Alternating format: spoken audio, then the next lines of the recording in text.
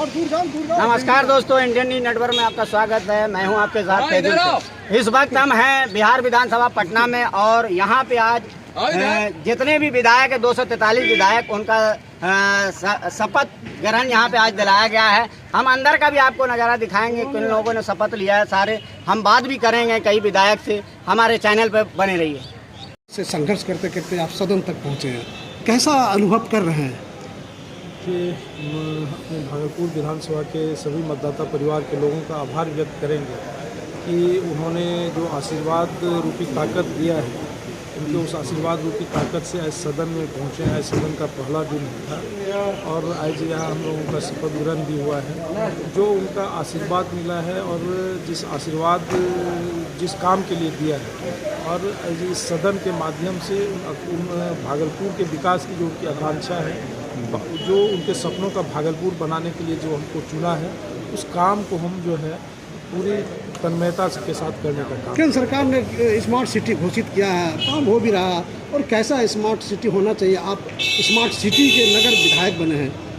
देखिए, अब तो भागलपुर जो है केंद्र सरकार ने स्मार्ट सिटी दिया है।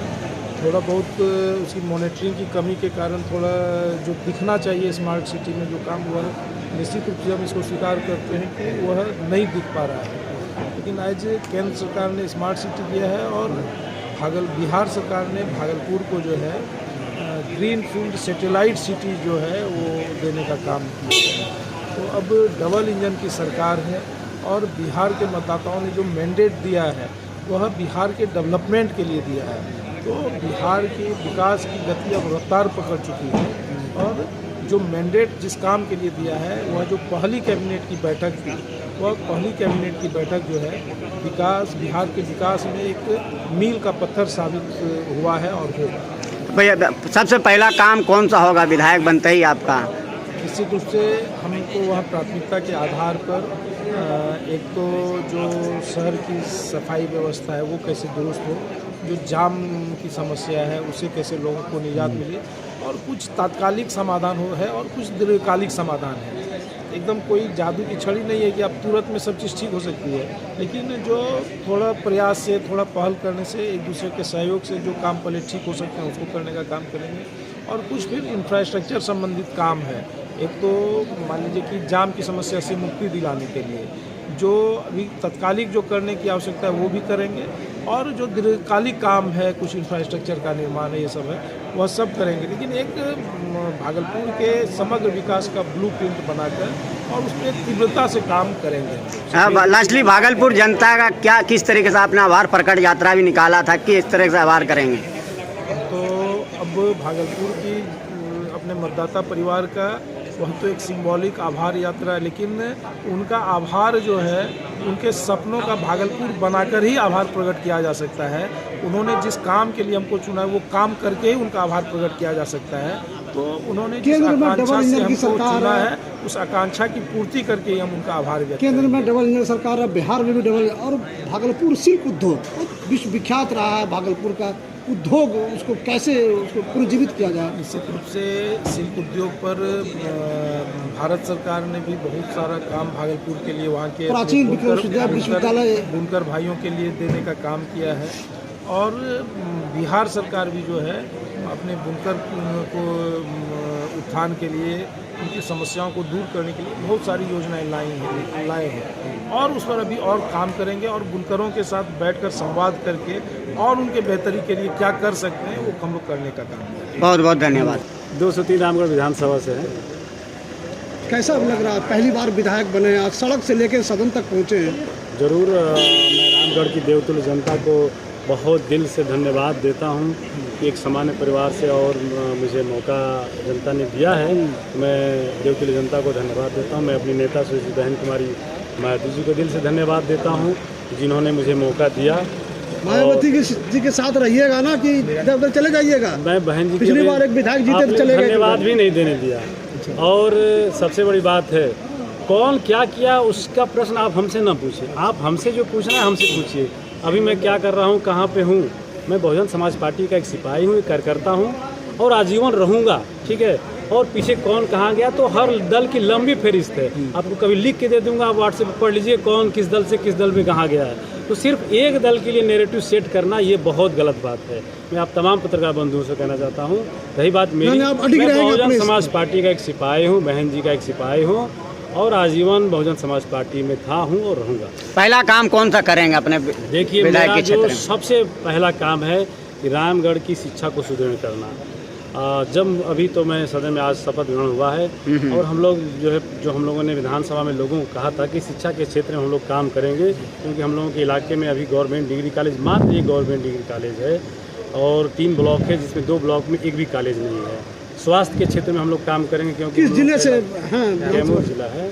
स्वास्थ्य के क्षेत्र में हम लोग जो है काम करेंगे, क्योंकि आज तक एक भी ऐसा सेंटर नहीं बना कि हम लोगों के इलाके के लोग अगर घायल भी हो जाएं, पैर भी टूट जाए तो बिना बनारस के पहले इलाज संभव नहीं है। तो ये तमाम मुद्दे हैं, बाकी तो सिंचाई, सड़क, बिजली, पानी, तमाम मुद्दे हैं। जनता को लास्टली क्या कहना चाहेंगे जिन्होंने आपको चुना? मैं जनता को बहुत दिल से धन्यवाद देता हूँ। मैं अपनी देवतुल्य जनता को चरण छू के प्रणाम करते हुए, जिन भरोसा और उम्मीद के साथ जनता ने, रामगढ़ की देवतुल्य जनता ने हमको मौका दिया है, मैं पूरा प्रयास करूंगा उनकी उम्मीदों पर खरा उतरूं और मैं रामगढ़ की बेहतरी के लिए सड़क से लेकर सदन तक काम करने की बहुत बहुत धन्यवाद। दिन है आपका यहाँ सदन में से विधायक बने हैं और मैं तीसरा टर्म विधायक हूँ। ये मैं तीसरी बार विधायक हूँ, पहला बार नहीं हूँ, तीसरी बार। अच्छा, क्या नाम है सर, परिचय? अरुण माझी। अच्छा, विधानसभा क्षेत्र मसौरी। 2 बार मसौरी से, 1 बार फतवा से विधायक रहे। क्या कहेंगे क्षेत्र की जनता से, तीसरी बार आपको विधायक बनाया, क्या कहेंगे? यही तो बात है कि तीसरी बार विधायक बना के भेजा, कुछ तो हैसियत है तब भेजा है। आगे और क्या विकास का काम करेंगे? जो भी बचा हुआ है वो पूरा करेंगे। विधानसभा अध्यक्ष के चुनाव को लेकर के कुछ चर्चा हुई? सब तय हो रहा है। आज रात तक क्लियर होगा। क्या कहना है? सबसे पहले आप सभी को क्रांतिकारी अभिनंदन करती हूँ और बहुत अच्छा रहा आज का दिन हमारे लिए, हम सभी के लिए बहुत खुशनुमा दिन है। मैं तमाम सभी बिहारवासियों को और अपने क्षेत्रवासियों को बहुत बहुत धन्यवाद देती हूँ, मुझे अपनी आवाज़ बनाने के लिए, मुझे जिम्मेदारी निभाने के लिए मेरी बारी है। अब राजद पहले जैसी मजबूत सदन में नहीं है, काफ़ी संख्या घट गया है, तो कैसे देख रही हैं, किस तरह से आप लोगों की लड़ाई रहेगी? एक एक सभी पर भारी है, एक सब पर भारी है। आप कम करके किसी को मत, आंकड़ों के आधार पर कम करके किसी को नहीं आंकिए। आप जिस इलाके से आ रहे हैं उधर खूब बुलडोजर की कार्रवाई चल रही है सरकार बदलने के बाद। जो भी हो रहा है कोई बात नहीं, आगे सब कुछ है। जनता, देखिए मैं तो मानती हूँ जनता जनार्दन है, जनता सब कुछ है, जनता ही सरकार है। हम सब तो सिर्फ उनके रास्ते बताए हैं, उनके हक और अधिकार दिलाने के लिए, उनके संघर्ष की लड़ाई लड़ने के लिए हम लोग आवाज़ उन्होंने बनाई है। जो जिम्मेदारी दी है बखूबी निभाने के लिए इस लोकतंत्र के मंदिर में आए हैं। आज का दिन, पहला दिन बहुत अच्छा रहा, आगे भी बहुत अच्छा रहेगा। नालंदा में दलित समाज के लोगों के घर पर बुलडोजर की कार्रवाई चल रही है, इस पर आपकी क्या प्रतिक्रिया? सरकार जागरूक है, मैं समझ सकती हूँ, और आगे कार्रवाई करेगी, नहीं करेगी तो हम लोग हैं, फिर आगे आवाज़ उठाएंगे। विधायक बनते ही पहला काम कौन सा करेंगे? स्वास्थ्य पे, शिक्षा पे, महिलाओं के हक और अधिकारों पे, भ्रष्टाचार को ख़त्म करने के लिए युवाओं को रोजगार देना है। ठीक है मैडम। हमारे यहाँ डालमिया की जहाँ बात है, ऐतिहासिक धरती रही है। जी जी, हम खुद अपने सरकार को लगातार हम निगाह में डाल रहे हैं कि हमारे यहाँ ऐसी ऐतिहासिक धरती से हम आते हैं जहाँ डालमिया अगर सोन नदी के तट पर और बाबा झारखंडी एशिया का सबसे बड़ा कारखाना डालमिया अगर हुआ करता था, इतिहास के पन्नों में सिमटा हुआ है। वहाँ कोई ना कोई उद्योग लगनी चाहिए। डेहरी की जनता को सोनू सिंह को इतना बहुमत दिया है, जनता को काफ़ी उम्मीद है सोनू जी से। सोनू जी अब उनके अब शपथ ले लिया सोनू जी ने, अब विधानसभा की कार्यवाही भी शुरू हो गई। अब जनता की उम्मीदों पर कैसे धरातल पर खड़े उतरेंगे सोनू सिंह? जरूर जनता ने जो इस भाई पर जब आज हम लोग शपथ ले रहे थे तो हमारी जनता की याद आ रही थी। शपथ के दौरान आपने सुना होगा, मैंने अपने डेहरी को पहले जय कहा, उसके बाद मैं शाहबाद की धरती से आता हूँ, शाहबाद को कहा, उसके बाद बिहार की धरती से आता हूँ, उसके बाद भारत माता की मैंने जय। निश्चित रूप से हमारा डेहरी शहर है, डेहरी के हम लोग पले बड़े हैं, वहाँ से हमें प्यार है और वहाँ के लोगों ने जो इस भाई पर, बेटे पर प्यार दर्शाया है, ज़रूर मेरी अथक प्रयास होगी कि हमारे यहाँ जो भी कार्य रुके पड़े हैं वह विकसित डेहरी बनकर आगे 5 वर्षों में आए। पुनः जो है आप हो गए हैं, अब आगे का क्या होगा, क्या क्षेत्र की जनता, जहाँ से आप पहले अपना परिचय दीजिए, किस विधानसभा से है, क्या नाम है आपका? मैं डॉक्टर उपेंद्र प्रसाद और 225 गुरुआ विधानसभा क्षेत्र से भाजपा के टिकट पर मैं जीत कर आया हूँ। यह जीत जो प्रचंड जीत हुई है एनडीए की बिहार में, जिस तरह से नरेंद्र मोदी जी और माननीय नीतीश कुमार जी के नेतृत्व में बिहार में जो काम हो रहा है, विकास का काम हो रहा है, उस काम पर बिहार की जनता ने मोहर लगाई है। और आप जानते हैं कि जो काम करने वाला होता है उसी से आशा भी है। बिहार की जनता ने देखा कि एनडीए सरकार में ही काम हुआ है और भी जो शेष बचा हुआ काम इसी की सरकार में काम होना है, इसलिए उसने इस सरकार के प्रति अपना समर्थन जाहिर किया। बिहार में रोजगार जो है एक बड़ा मुद्दा रहा है, यहाँ से बहुत लोग पलायन करते हैं और उद्योग लगना चाहिए, ये कैसा है? वाले लोग हैं 2005 आवाज में थोड़ा सा आप लोग को भी अध्ययन करना चाहिए, कितना रोजगार लगा है, हुआ है, मिला है, कितनी नई नई फैक्ट्रियाँ खुली हैं।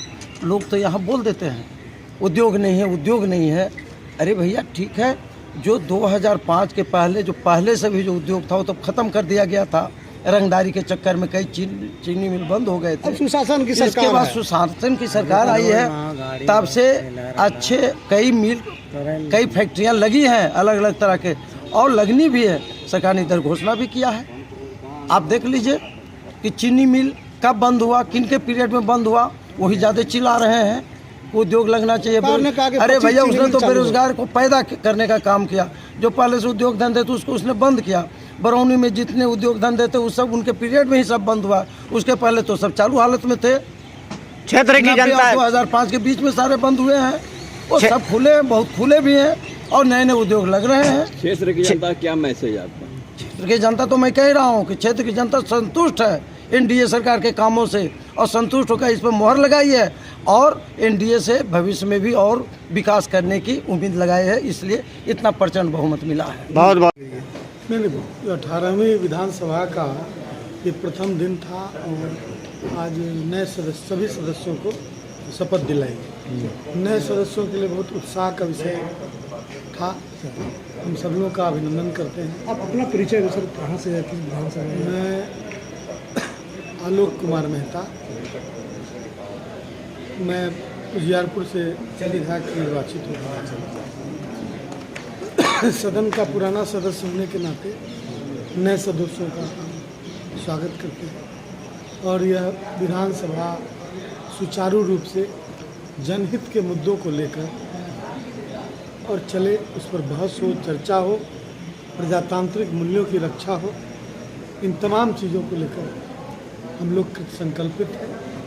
हमारे नेता माननीय तेजस्वी प्रसाद यादव जी जो विपक्ष के विरोधी दल के नेता हो रहे हैं, हम सब लोग मिलकर एक सॉलिडरिटी, एकजुटता, एक सूत्रबद्धता के साथ हम जनहित के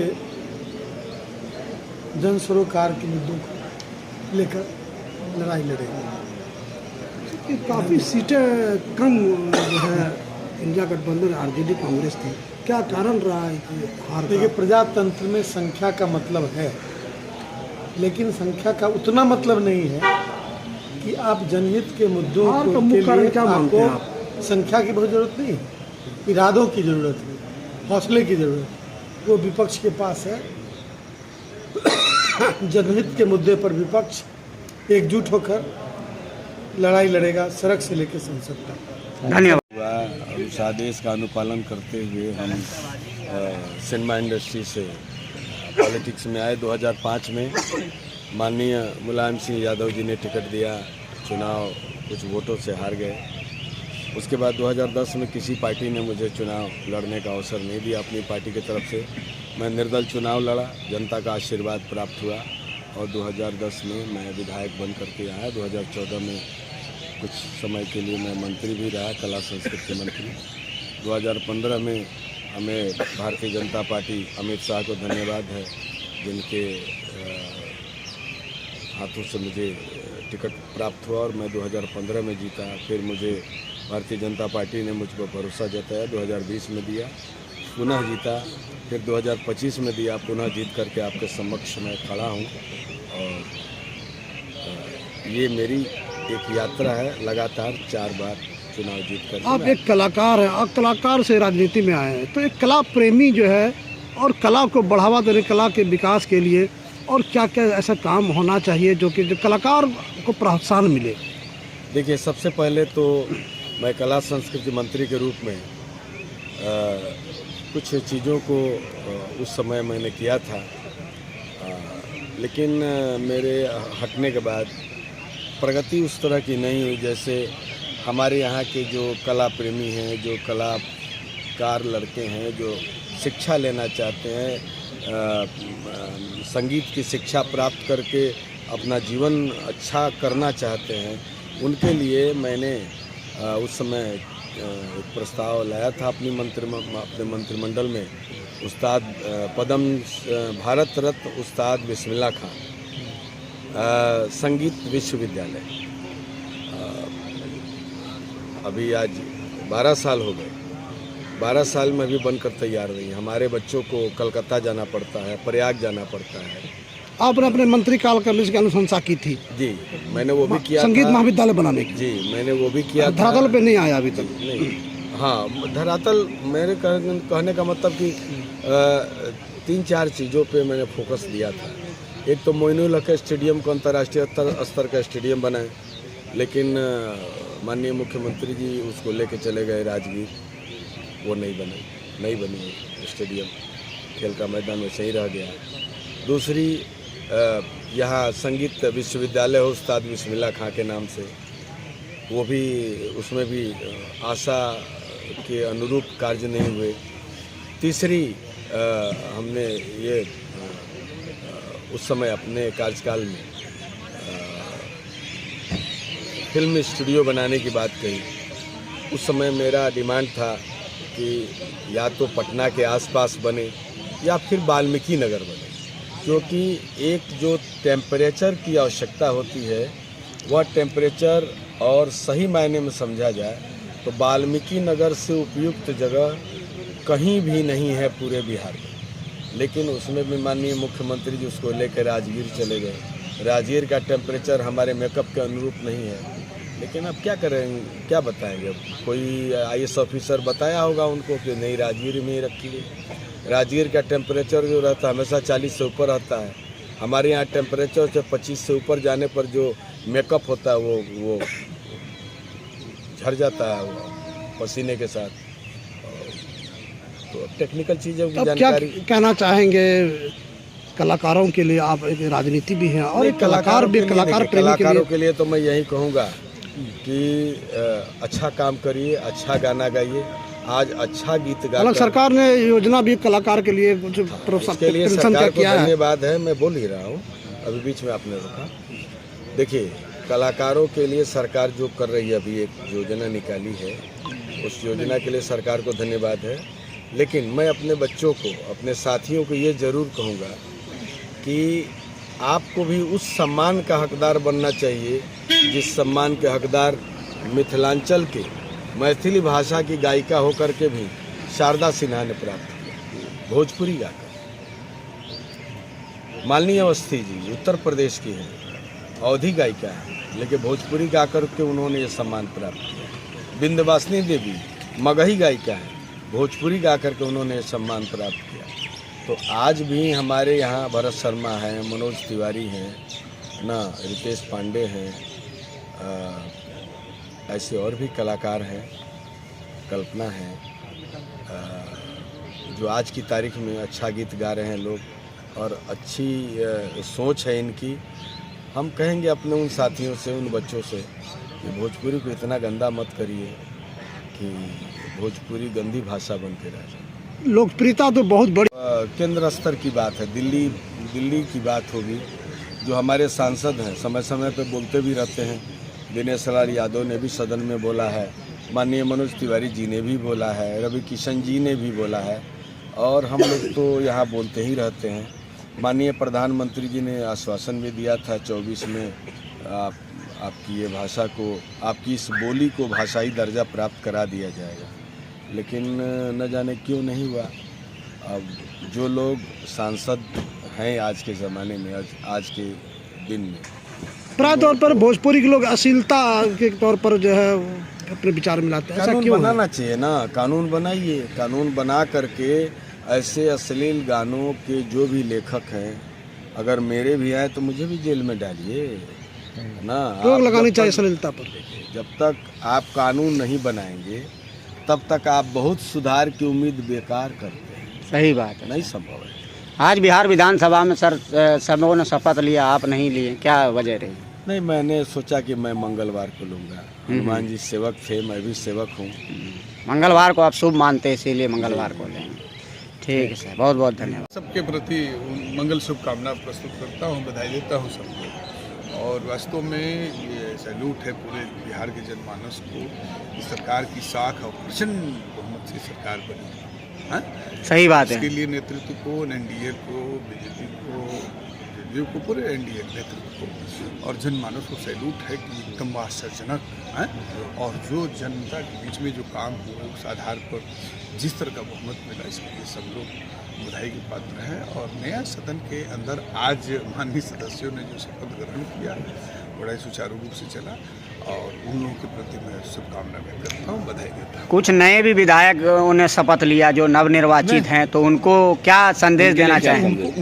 उनको भी मैंने बधाई दिया।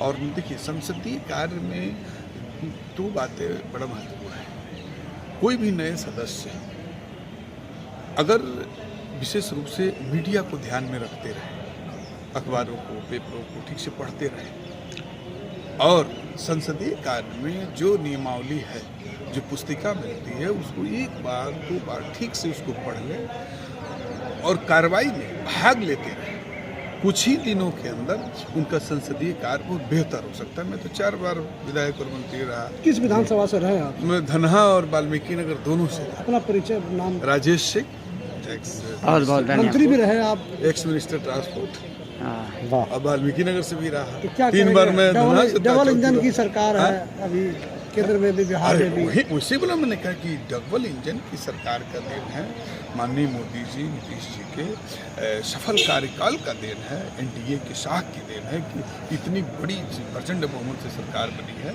और जिस भावना के साथ, जिस वादा और विश्वास के साथ लोगों ने जिताया है, पहले भी वादा और विश्वास पर सरकार खरी उतरी है और आगे भी शानदार ढंग से खरी। बहुत बहुत धन्यवाद भाई। जब आपने ही कहा कि संघर्ष करते हुए यहाँ तक पहुँचे हैं तो स्वाभाविक है अनुभूति अच्छा होना ही है।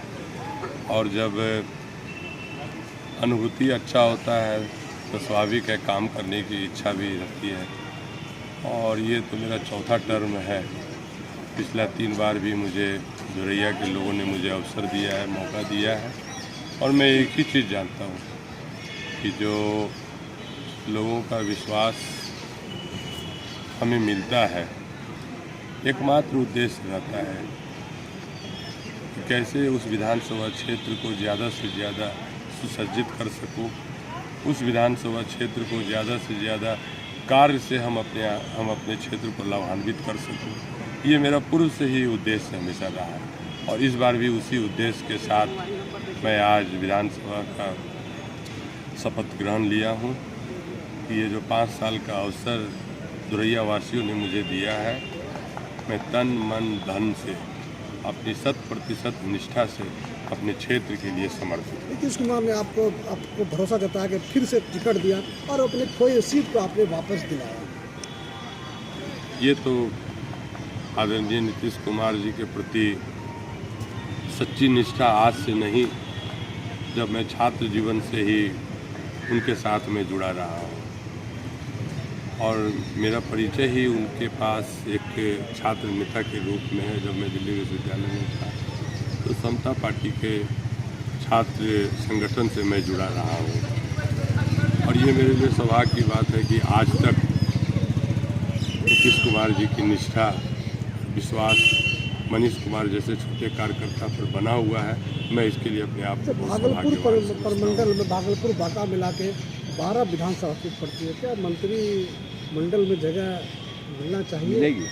ये काफ़ी अरसे से जो है आदरणीय सम्मानित नेता का विषय है। हम लोग इसी में खुश हैं क्योंकि मैं तो, मेरे बारे में तो आपने कहा कि ज़मीनी संघर्ष करके यहाँ तक। मेरा नाम हुआ मोहम्मद मुर्शीद आलम, चौकी हाट विधानसभा क्षेत्र संख्या 50। और आज शपथ लिया है विधायक बनने के बाद, आज पहली कैसा बार महसूस करते हैं? मैं आज पहली बार विधायक के रूप में शपथ लिया हूँ। ऐसे तो शपथ बहुत बार लिया हूँ, पहले 5 बार का मैं मुखिया था लगातार, अभी रिजाइन करके आया हूँ। तो हमेशा संघर्ष करते हुए गांव से लेकर के सदन तक पहुँचे। हाँ, पहुँचे हैं। कई बार विधानसभा का भी चुनाव लड़ा, मैं जेडीयू से भी लड़ा था बाई इलेक्शन 2018, उसके बाद अभी फिर चुनाव लड़ा। तो देखिए, जब किसी पद को जो पाता है और उसका सदस्य के रूप में और जो पद पाने वाला होता है, जब उसको ग्रहण करता है तो सुखद अनुभव होता है। बहुत इम्पोर्टेंट विधानसभा है, वहाँ जी है ही। का गढ़ रहा है और उनके बेटे सरफराज शाहनवाज विधायक रहे हैं। आप उस गढ़ से जीत के आए हैं। तो मैंने 3 मंत्रियों को हराया है और 56 साल का साम्राज्य को ध्वस्त किया है। 56 साल से तस्लीमुद्दीन का वहाँ एक छत्र साम्राज्य था, लेकिन वो तस्लीमुद्दीन साहब थे। उसके बेटा यानी उसके मरने के बाद, क्योंकि हमेशा तस्लीमुद्दीन का बेटा उनके रहमो करम पर जीतता था, तस्लीमुद्दीन मरने के बाद वो कुछ भी नहीं रह गया। ना तालीम है, ना कुछ है, ना गरीब परवर है। मजलूमों की आवाज़ और जालिमों की आवाज़ में फ़र्क है। मरहूम तस्लीम साहब मजलूमों की आवाज़ थे और दोनों बेटा जालिमों की आवाज़ है। सीमांचल जिस क्षेत्र से आप आते हैं, डेवलपमेंट होना चाहिए। राष्ट्रीय अध्यक्ष सदुद्दीन ओवैसी साहब भी कहे हैं कि सरकार से भी कीजिए है, अब डेवलपमेंट, सीमांचल का डेवलपमेंट होना चाहिए। अभी हुआ नहीं है। सीमांचल इसको लेकर क्या कहें? को सदियों से लोगों ने ठगा है।